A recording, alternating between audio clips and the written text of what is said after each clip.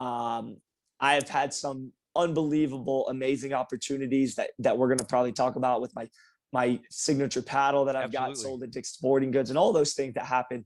But I really believe that it was meant for me to get into the sport at the time I did. I was single at that time, no kids. I'm not like Keith. I don't have 5 kids and a wife. So you just told my story, Scott. I had a tear coming down my eye. Got divorced 32, no kids.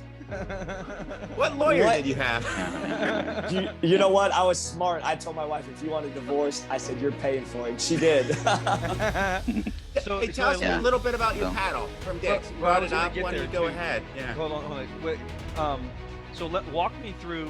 Let's get to the paddle, but I want to see, how did you step up to that where you became popular enough to even have that conversation? So you started winning at 3-5, you started winning at 4-0, and then, okay, I'm going to start playing 5-0.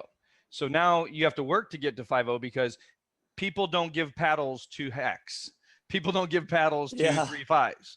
So you had to do something or make relationships that matter. So walk us through, you started doing that and then you started doing all these tournaments. How'd the relationships start? Like what relationships started, and take us through that. Well, I do want to also say, as I tell this story, that I still sometimes scratch my head as to how I was put in a situation and an opportunity to be able to talk about having a paddle sold at Dick's Sporting Goods exclusively and all that stuff. So anything I talk about, it comes from a very much a place of humbleness and gratitude. Gratitude. Yeah. I mean, I was at a very, very low point when I found pickleball. I mean, I can laugh about this stuff now, but at the time it really wasn't funny. I mean, I was living it. Yeah. But I mean, I was living in my parents' basement, wondering every night. Yeah. I swear you guys are brothers. I don't know what's going on here. I mean, I think it's not uncommon to have people relate to divorce, but to be 32 and no kids and go through a divorce living at your parents' house, that's pretty special. Well, and so you started meeting some people. You started getting, now you got a great personality. I love the humility. I think that's probably one of the reasons right there is that, hey man, this guy's great. He cares. He's at all these tournaments, right? So they're always thinking ambassadorship, whatever. But so as you started meeting these pros and the relationship started again, where did that start happening? Like how soon? Okay. So March 2017, I played that first tournament at 3-5. From the very beginning, my second day ever playing pickleball, I live streamed. So I live streamed from day one. And that over that process of, 3 years, people started kind of paying attention. It takes a while, but I also want to say that Glenn Lucy was my biggest pain in my butt in the beginning. He would just clobber me on all my Facebook stuff, all my live streams. He would be like, this is garbage pickleball. Like, why are you wasting people's time? Like, so I went through a lot of BS with like guys like Glenn Lucy in the beginning, and I say that lovingly now because Glenn Lucy and I have a decent relationship at this point, but there was a time where if I would have seen that dude in person at a tournament, I probably would have punched him in the nose. But we worked through those things. And eventually as I got better, he started hassling me as I got better and more confident. So I told him right before nationals in 2018, I said, hey buddy, I said, you need to chill out on my stuff. And I said, you've never met me in person and you don't know if I'm good or not because you've only watched me on video. I said, I'm going to come to nationals. I'm going to come into California, your state. I said, I'm going to whip your ass in some pickleball games. And I said, then we can talk after that. And, I went to nationals and I whipped his butt in some pickup games. And from that point on, man, he showed me nothing but respect and all that. But why am I telling that story? Well, that journey, if at any point in that journey of getting to 5.0, if I would have given up on my dreams and my goals of becoming something, or if I would have let Glenn Lucy tell me I'm no good and I'm never going to be a pro or something like that. That's quite surprising because usually the people who attack others and say, looks like 3-0 to me, whatever you publish, they would say like, looks 3-0 to me. Or 3-5 or whatever. 3-5 at best. Yeah. 3-5 at best. Yeah. I usually look them up, and usually all of them are like We nobody. troll our trolls. Like So you know, maybe we troll they our trolls at the channel. never played a single tournament, or they like played one tournament and they were like 3-0 or something. So that's not typical for some high-level player to attack like other videos. Yeah, I think Glenn was just jealous that I was gaining some attention without being a pro. But Well, I and will that's say, the thing. Like the streaming does do that, right? Like I mean, you look at social media, you look at this reality TV we have going now on YouTube. It gives a platform to people that a lot of people use it irresponsibly, but there's millions of people doing it, right? There's millions of people streaming. right. But pickleball is really kind of behind. You know, as long as it's been around, it's a shock to me that it's just now really becoming mainstream. And I definitely believe it'll be in the Olympics one day, right? It's going to be one of the Olympic sports because it fits with ping pong, it fits with tennis, it fits with badminton, it fits with all those sports that are already in the Olympics. So as it grows in popularity, it's going to be pretty amazing. But so as that relationship started developing and you started working towards that, you started challenging them and started doing that. So then next is you know, all of a sudden now you have your own signature paddle with Dick Sporting Goods, right? You're sponsored by Monarch, and the list of your sponsorships, bro, like I don't know who, like to your point, like you're like a politician, man. Like everybody wants to have a piece of the golden boy. So tell us about that. So I'll bring it full circle because sometimes my stories do go a little wide, and then I try to bring it back. But no, man. There's a lot of pieces to the puzzle, and the way it all fits together, it does eventually fit together. But as I'm going through that journey, in 2017, I played like 35 tournaments. Yeah, I killed it. I was gone every weekend. Actually, I had a girlfriend at that time after my divorce, and it didn't last that long because she's like, not a pickleball player. Either, well, she wasn't, and it was like, without her directly saying it, it was like, you're either gonna pick pickleball or me, and I was like, yeah. So no, it wasn't like that. But don't lie. But I did choose to continue traveling and playing. So I guess that was my answer to her. Yeah. So, but here's what I want you guys to know about this journey that I've been on. When I started in pickleball, I knew I wanted to do something big. I had big goals, big dreams, big visions, but I didn't know how it would all fit together. So in 2017, I spent well over, I mean, I'm not exaggerating. I spent well over $10,000 out of my own pocket, just traveling the country, playing tournaments, networking, meeting people. When they say putting the rubber to the road, I truly did that.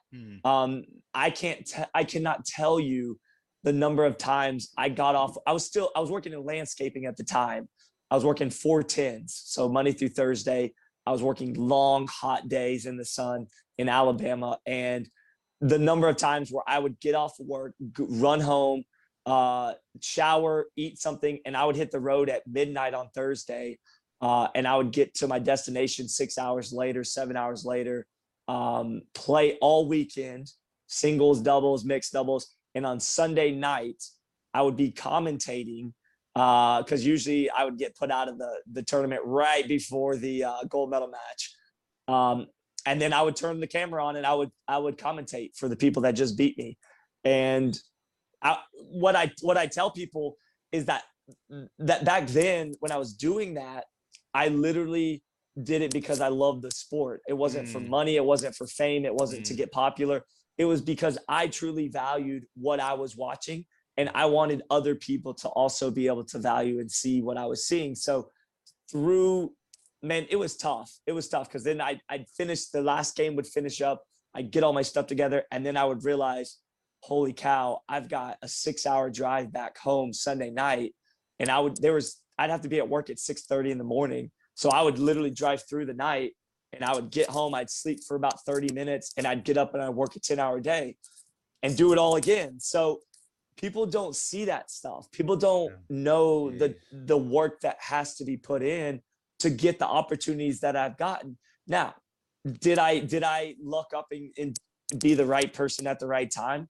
Maybe, but the journey for me has been faith, right? Putting my efforts and energy into something where I didn't know what the end result would be at the end of the day. my parents questioned me, my brothers questioned me, my friends questioned me. Certainly my girlfriend at the time questioned me, but I knew what I needed to do, and I knew what it was going to take, and I wasn't willing to sacrifice or compromise on those things. Now, April of 2018, I've been putting the work in for almost a year and a half at this point, and I was living with that girl, and I remember vividly it was $1,200 that I spent to go to the U.S. Open. It was April of 2018. It was going to be my first U.S. Open. I remember she was fighting with me, guys. She was fighting with me about not going. She just didn't want me to go. And I said, listen, I'm going. I said, this is a big tournament. It's an opportunity for me to network and meet some people that I need to meet. So I went. I was broke. I mean, I didn't have, when I got down there, I didn't have much money in my bank account. So I fly down there. The girl breaks up with me. We broke up while I was there. But one day I'm just walking around the facility at the U.S. Open in Naples barefoot.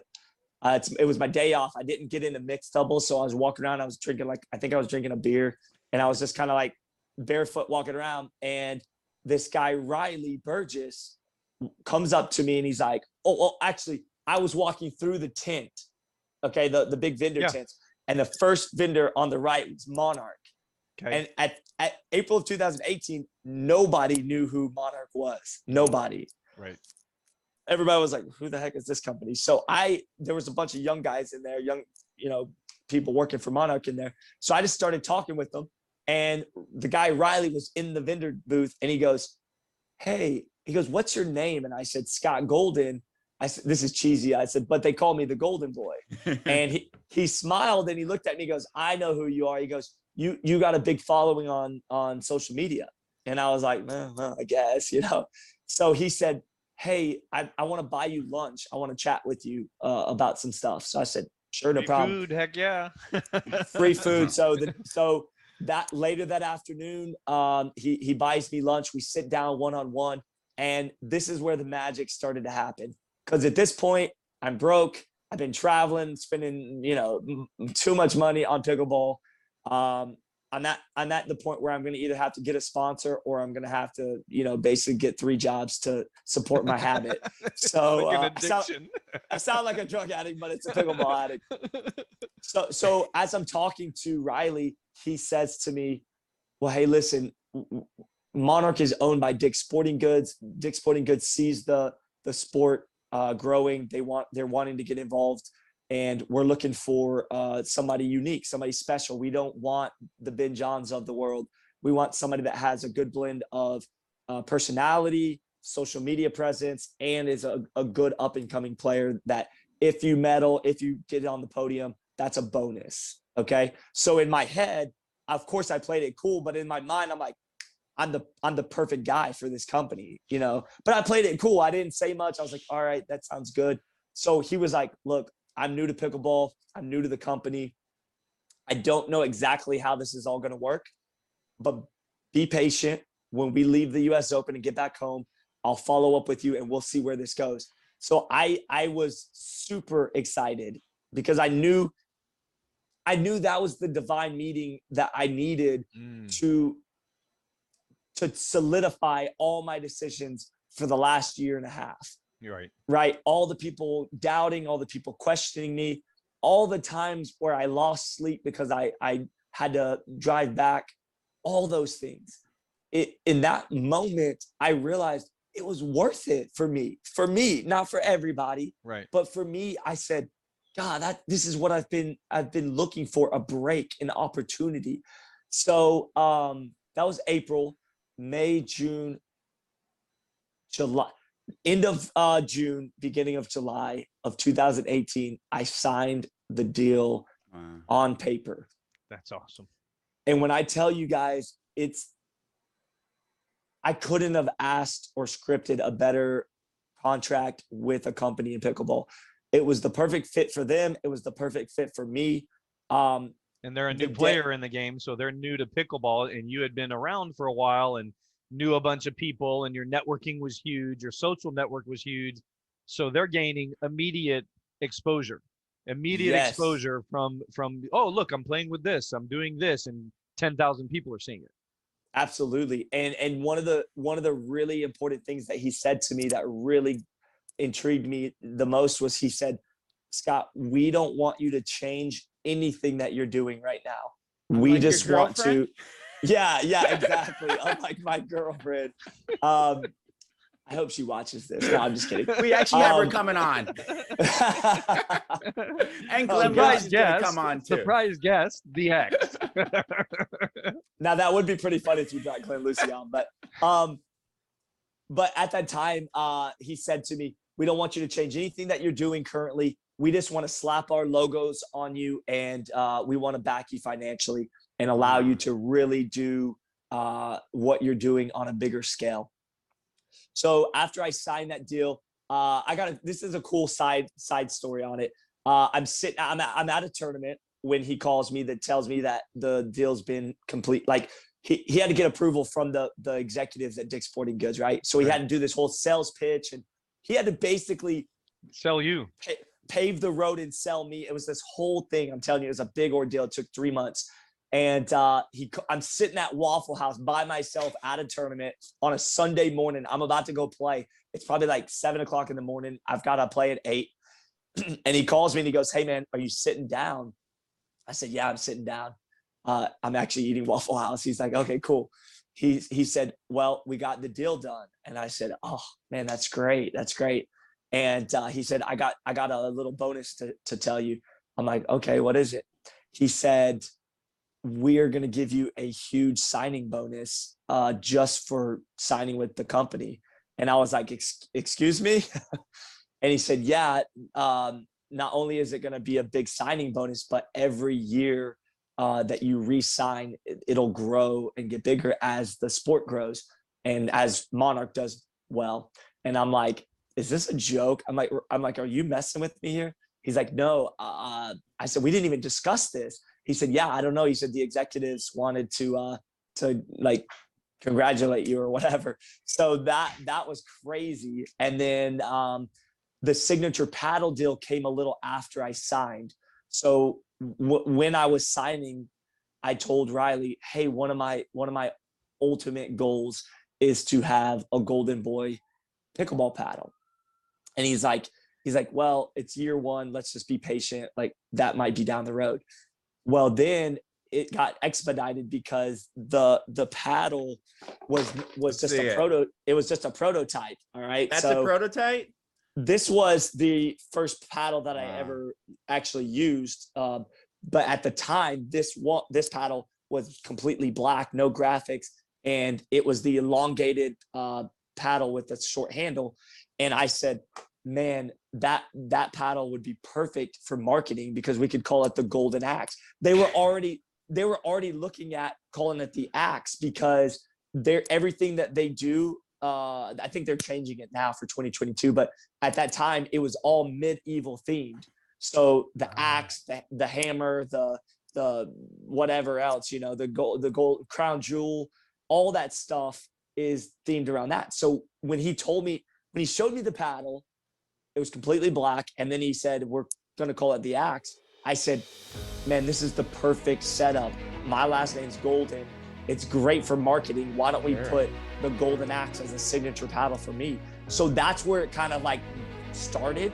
And then of course they got my feedback. We went back and forth on a lot of stuff. And so I was able to be a part of the beginning of a paddle that ended up being a paddle that is my paddle. And ironically, it was surreal because when it came out, I moved down to Florida to work for Simone, which was another crazy thing because I was living in Alabama. I was still working in landscaping, and I'm like burned out. I'm ready to quit. And Simone calls me on the phone one day randomly and asked me if I wanted to move down to Naples, Florida to work for her pickleball academy. And I was like, can I start tomorrow? Like, I'm ready to go. And so